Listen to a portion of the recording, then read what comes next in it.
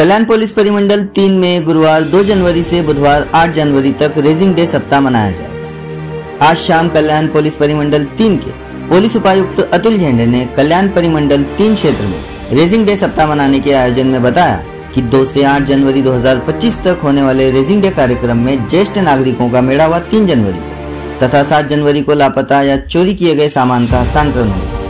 इसमें बाल शोषण, अपराध, नशीली चीजों के सेवन के दुष्ट परिणाम, यातायात व सुरक्षा, छोटे बच्चों की चित्रकला तथा स्कूली बच्चों द्वारा जन जागृति का कार्यक्रम।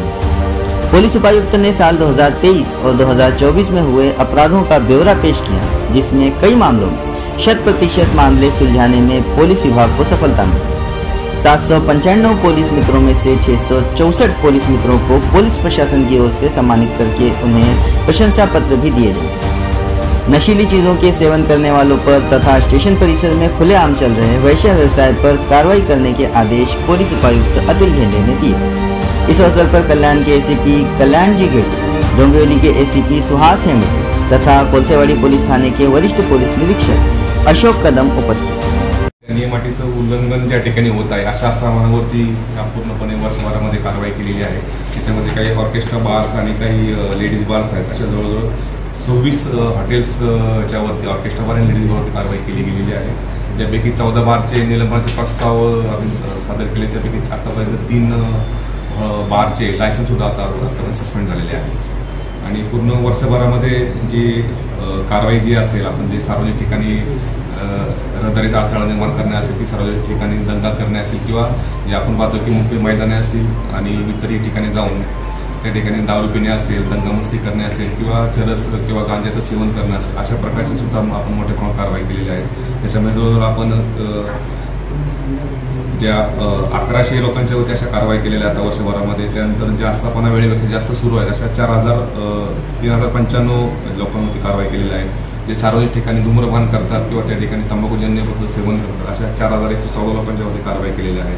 त्याचबरोबर जे काही सार्वजनिक ठिकाणी रस्त्याला वाहतुकीत अडथळा निर्माण करतात अशा 3000 लोकांच्यावरती कारवाई केली आहे। जवळजवळ त्या सर्वांची जर आपण एकत्रित जवळजवळ 15,000 पेक्षाही जास्त लोकांच्यावरती पूर्ण वर्षभरामध्ये वेगवेगळ्या ठिकाणी सार्वजनिक ठिकाणी उपद्रव करतात म्हणून याच्यावरती कारवाई केलेली आहे। आणि ही अशीच कारवाई यावर्षी सुद्धा कंटिन्यू राहणार आहे, जेणेकरून सार्वजनिक ठिकाणी कुणीही त्या ठिकाणी जात असेल किंवा ज्या ठिकाणी विशेषतः महिलांची सुरक्षितता आपल्याकरता महत्त्वाची आहे, त्याच्याकरता ह्या कारवाई मोठ्या प्रमाणात सुरू आहेत। त्याचप्रमाणे NDPSच्या ज्या ज्यामध्ये आपण जवळ ह्या वर्षभरामध्ये 36 कारवाई आपण केलेल्या आहेत।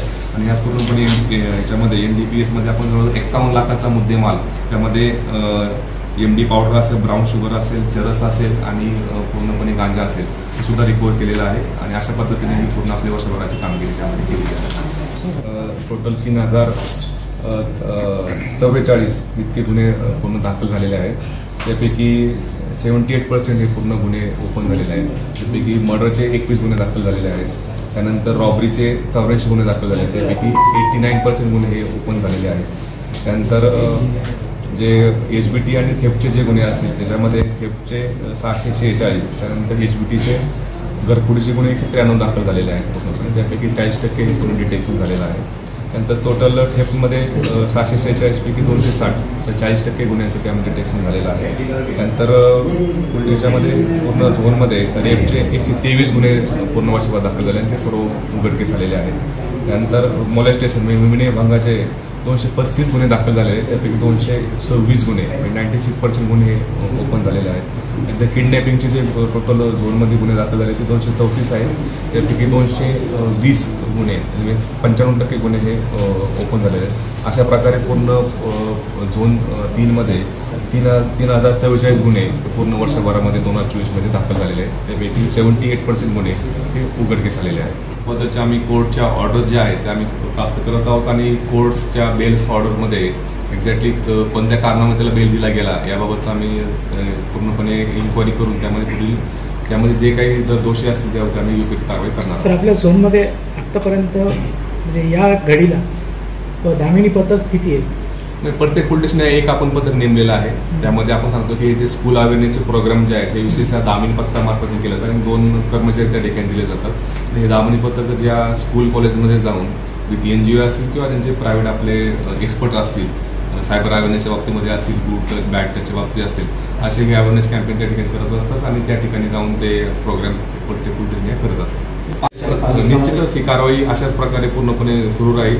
सार्वजनिक ठिकाणी विशेषतः रात्रीच्या वेळेत निर्जन स्थळं असेल, मोकळी मैदानं असतील, सार्वजनिक ठिकाणी त्या ठिकाणी लोक त्या ठिकाणी असतात, अशा ठिकाणी जे काही दारू पिणारे लोक असतील किंवा नशा करणारे लोक असतील अशावरती पण कारवाई करणार. त्याचप्रमाणे ज्यांच्या मार्फतीने हे सर्व अंमली पदार्थ त्या ठिकाणी विकला जातो अशा लोकांच्यावरती पण आम्ही या वर्षावर कारवाई केलेली आहे आणि ही अशीच कारवाई इथून पुढेही सुरू राहणार आहे.